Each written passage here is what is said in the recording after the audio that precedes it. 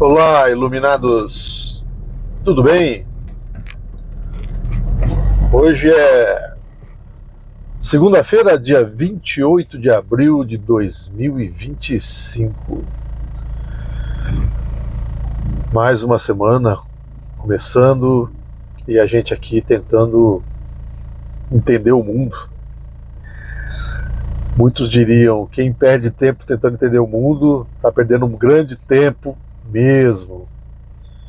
Mas eu sou daqueles que não consegue ficar sem pensar e sem racionalizar, enfim, tentar entender. É a minha natureza. E assim, com esse dia que está um pouquinho nublado aqui em Campinas, vamos indo ao encontro do cliente e vamos raciocinando, vamos fazendo teorias, vendo acontecimentos. E eu passei aí a semana falando sobre as dimensões, e as dimensões são um assunto bem complexo. O vídeo que eu abordei fala muito, ridiculamente por cima, né? E são coisas que eu não entendo completamente.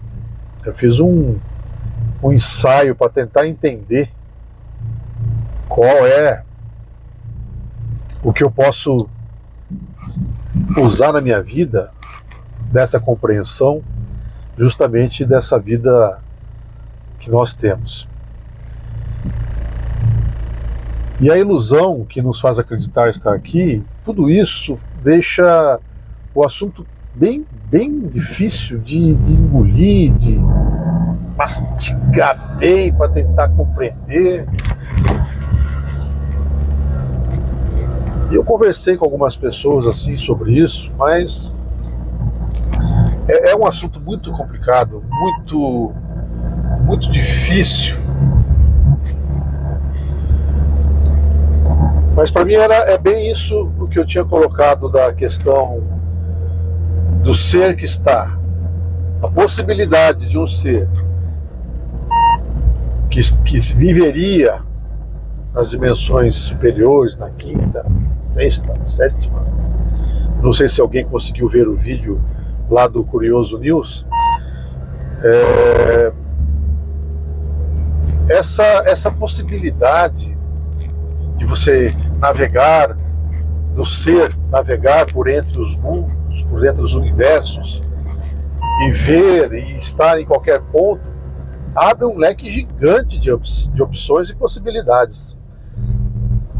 Tem um livro que eu gosto muito, na verdade não é um livro, é uma série de livros que foi para mim um começo da aventura metafísica, no sentido que foi complementando com as ideias que eu tinha na época.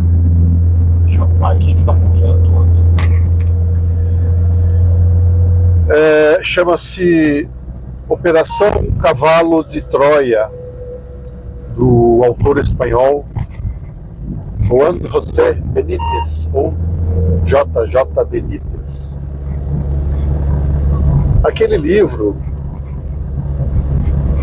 que aliás, esse primeiro livro, não por coincidência o Darcio tinha, e foi ele quem me emprestou o primeiro livro. Eu li esse livro, eu até nessa pesquisa lá na casa dele, dos livros que tinha, eu tentei achar o livro, mas não consegui. Eu queria muito, mas não deu. Mas esse livro trata de uma viagem no tempo. Uma possível, né? Teoricamente, uma viagem acontecida no tempo por militares americanos na década de 70 e 60 ou 70, não tenho certeza. e que esses militares conseguiram dominar uma tecnologia que manipula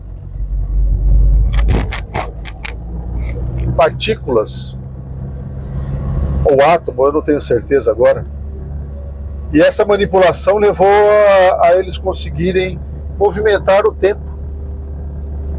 Então, eles conseguiam navegar no tempo e fizeram alguns testes e então prepararam um módulo, que seria como se fosse uma nave, mas era um módulo, que chamavam de berço, onde 2 astronautas, 2 militares, não são astronautas na verdade, né, mas seriam pilotos, né? Eles foram treinados e escolheram uma missão, né, para esses pilotos irem. Dentre as opções, a que foi escolhida foi voltar ao tempo da crucificação de Jesus. E eles então fecharam o destino, né? E assim procederam com todos os preparativos para ir fazer essa viagem. É bem curioso, porque você trata de várias crenças, né? Trata da crença do Cristo, da Bíblia, muitas coisas que foram mexidas. O livro é fantástico, é um livro que eu gosto muito. Existe uma versão que foi lida por um dublador muito bom, muito boa, muito bonita, bem explicada, uma voz agradável. E tem o livro, né, para quem quiser comprar, tal, é bem interessante. Mas eu adoro o livro. Então o autor ele escreveu 9. O último livro é assim, ó, dessa largura. E ainda teve outros 3 seriam pós. Hoje a gente chama de spin-off, que falam de outras coisas mais relacionadas, outros assuntos mais relacionados. Mas a questão da viagem, a questão da manipulação quântica, que teria permitido essa viagem no tempo, foi um dos motivos que eu aceitei a ideia do Darcio da metafísica, a princípio. Porque era muito assim, uma coisa bem, né, o pensamento faz as coisas, o pensamento muda as coisas. Aí tinha aquela ideia de que dizem que é errado, né? A física hoje fala que aquela história do observador, né, das fendas, aquele experimento, e o observador não é uma pessoa, não é uma mente, é um aparelho, e que quando a gente liga a mente, então, enfim, não seria uma coisa verdadeira, uma colocação verdadeira. Transformar a possibilidade, as ondas são as possibilidades, e a matéria, ela entra em colapsa, virando matéria, né? A onda colapsa virando matéria, então você observa. O que quer dizer, para a teoria, para as pessoas que usam essa palavra quântica na medicina, querem usar esse termo, erradamente, eu concordo, mas que é uma coisa que se você pensa, você muda, né? Você pensa, você cria. Isso é muito falado, é uma coisa muito dita. Cuidado com o que você pensa, cuidado com o que você deseja, porque pode se tornar realidade. O que seria isso? Seria o quê? Eu estou pensando em alguma coisa e vou manipular isso para acontecer. Não é isso? De alguma forma isso acontece, é uma forma inconsciente. Então, quando você junta toda essa salada de ideias, fica complicado você estabelecer uma norma. Não tem como. Não existe uma normativa, uma forma isenta de você falar que isso é a verdade e isso não é a verdade. Nós temos indícios, apenas isso, só podemos observar, né? Eu acredito na possibilidade. Para mim ela é muito real. Para mim ela é muito real. Você ter um pensamento e ele acabar se tornando uma realidade. De alguma forma. Então, você pensar numa cura, se está ruim, você pensar nas suas células sendo purificadas, isso lhe trazer uma cura, né? Você mudar a realidade de uma matéria enfim, se você tem uma célula cancerosa, então você quer o quê? Vou pensar que o meu corpo é perfeito, é luz, e essa célula vai mudar, ela vai corrigir, ela vai ser uma manifestação verdadeira. Eu acho que isso é possível. Acredito que é possível. Mas eu acredito que existe uma ciência por trás disso. E essa ciência é uma ciência que está ao nosso alcance. Eu acredito que muitas coisas nós não compreendemos porque a própria ciência tem dificuldade em aceitar, em se abrir ao experimento. Mas quantos pesquisadores estão tentando descobrir coisas que nós nem temos ideia? Como eu falei, às vezes o pensamento que a gente teve de alguma coisa, alguém já está estudando, alguém já está desenvolvendo. E de repente nós vamos perceber essa realidade em algum momento. Não sei, eu acredito que sim. Mas o livro do Cavalo de Troia, o primeiro livro, ele é ótimo nesse aspecto de colocar uma situação assim absurda, de viagem no tempo. E a interação, tudo. O autor diz que recebeu os diários desse major, que foi um dos pilotos, chamado, o nome de guerra, né, Eliseu, não é o nome verdadeiro dele, e ele direcionou esses diários para o major. Então, uma parte do livro é o começo do autor narrando o conhecimento dele, o encontro dele com esse major, e depois da forma como ele conseguiu esses originais, né, do major escritos, que eram o diário. É muito interessante, é bem interessante. A primeira parte do livro se trata disso. A segunda parte é o diário. E aí vem toda a explicação desse major, falando como é que foi, como é que não foi. Enfim, ele tem muitos assuntos técnicos, muitas coisas, explicações técnicas, até chega a ser um pouco cansativo.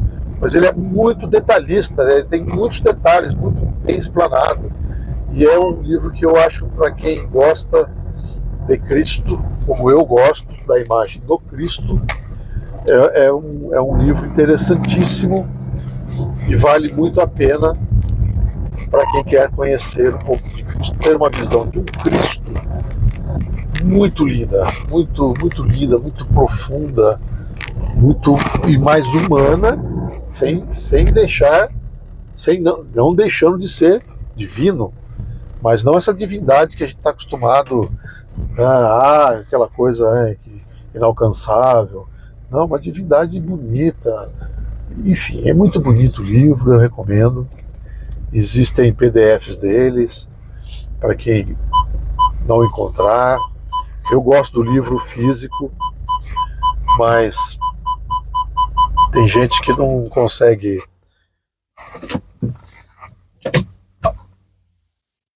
encontrar o livro, então você tem essa disponibilidade em PDF e tem essa versão narrada. Eu acho muito interessante, é muito agradável. Eu ouvi essa versão narrada e eu vou colocar aí disponível lá nos comentários para quem quer se interessar.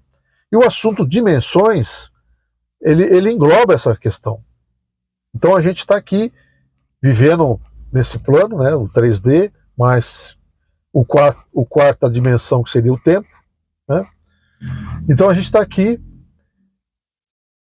vivenciando isso aqui, tendo relances de ideias diferentes, tal, que podem ser exemplificadas talvez pelas diversas dimensões. pela possibilidade das diversas dimensões. Os multiversos, tudo isso aí são coisas bem complexas, bem interessantes. Então, vale a pena dar uma aprofundada, ler sempre é bom, acrescenta, e teremos mais assuntos sobre esse, com certeza. Tem muito assunto para falar sobre isso, muita coisa para desenvolver ideias e reflexões. E cheguei no meu destino, e agora eu vou terminar a nossa conversinha de hoje. Um grande abraço de agradecimentos totais para vocês, caríssimos iluminados. Até a próxima.